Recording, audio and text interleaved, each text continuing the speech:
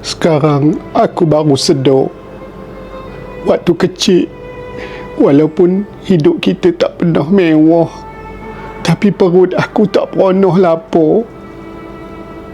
Terima kasih, Ayah.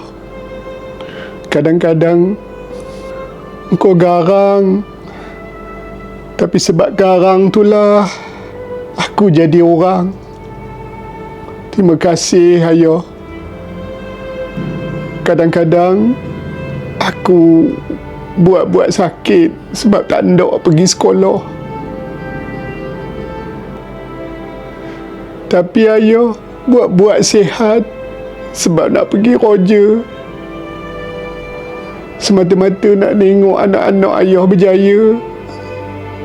Terima kasih, Ayah. Walaupun kita jarang sembang, tapi aku tahu Ayah selalu ambil berat tentang aku. Ayah tanya mak. Terima kasih, Ayah. Kadang-kadang bila dah besar, Ayah malu nak peluk, nak cium. Tapi bila Ayah dah tak ada, Ayah dah pergi selama-lamanya. Hanya ada kubur je lah tempat kami nak peluk. Pengorbanan Ayah takkan habis kalau aku nak cerita. Semoga aku dapat peluk Ayah untuk kali yang kedua.